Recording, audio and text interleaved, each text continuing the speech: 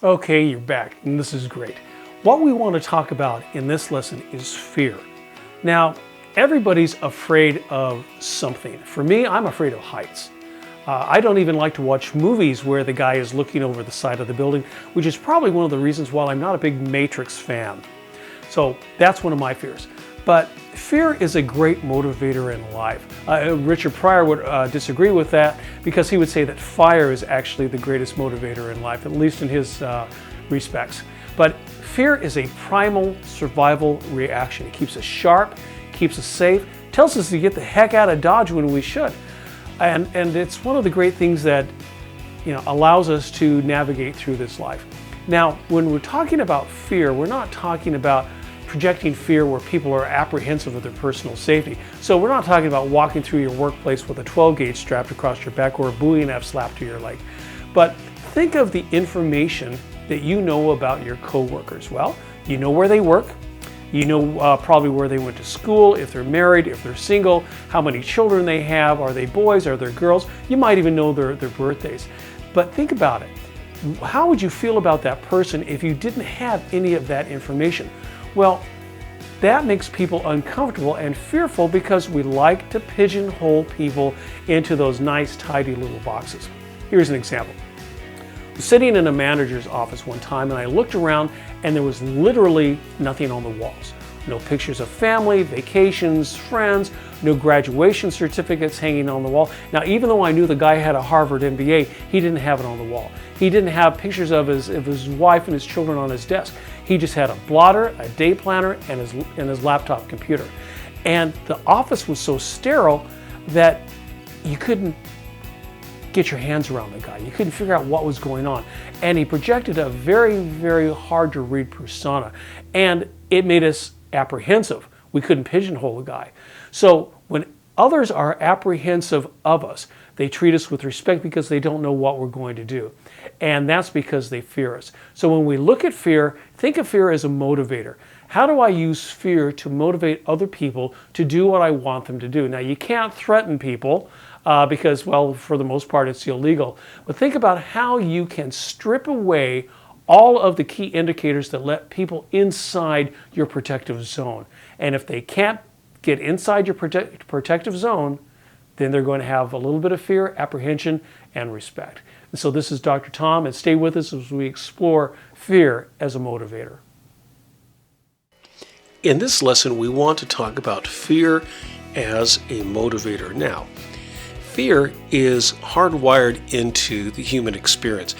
Fear is the neurological and the physical response that teaches us to avoid things such as snakes or fire or falling off a cliff.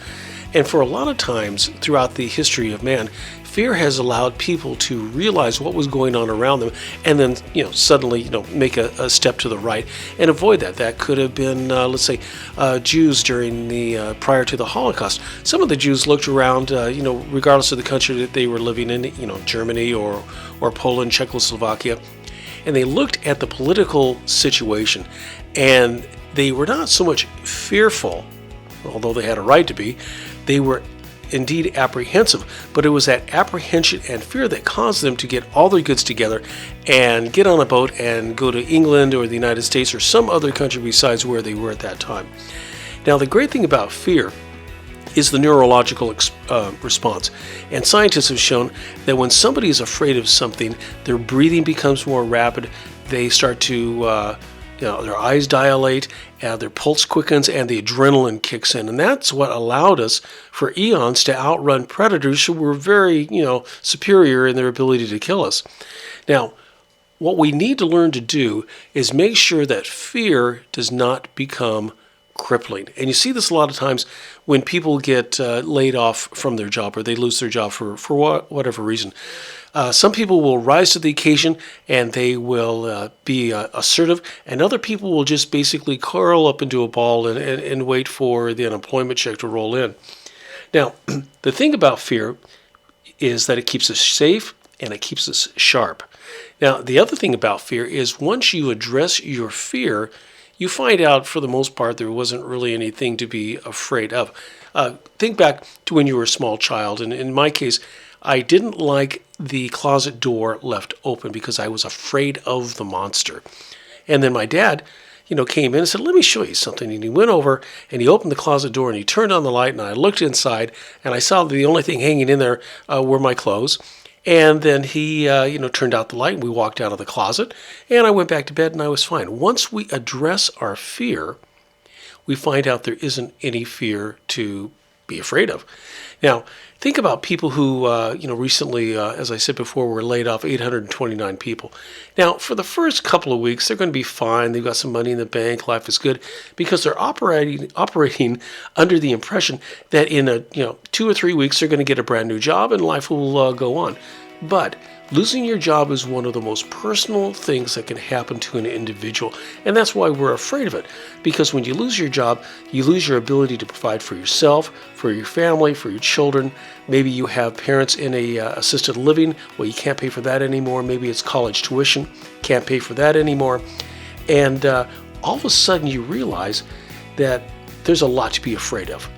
And what employers don't realize is that once they tell somebody you're fired, they've lost all control over the situation, because now, what are you going to do? Fire me again if I get upset with you? So the interesting thing is as these people start to go down the economic scale and they start to lose things, they lose their car, they lose their house, maybe because of the financial pressure, they get a divorce. Those types of situations, they are going to look around and look for somebody to blame. Now, they'll take some responsibility for themselves. Well, I should have done this. I should have networked better. Things along that line. I should have saved for the future.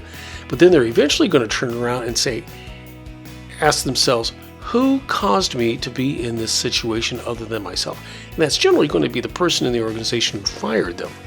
And so fear is reversed. There was actually a court case I read one time where a gentleman was basically living in a box on the street corner, realized that the person who just walked by was the guy who fired him, and he went over and he just beat the crap right out of the guy.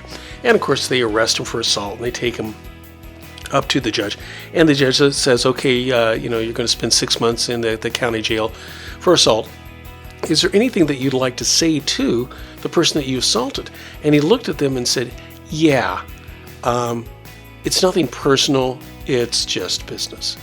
And as we get more into these lessons, you'll see how you can actually use fear as an agent of change to keep people where you want to keep them. And we'll be right back with our next lesson.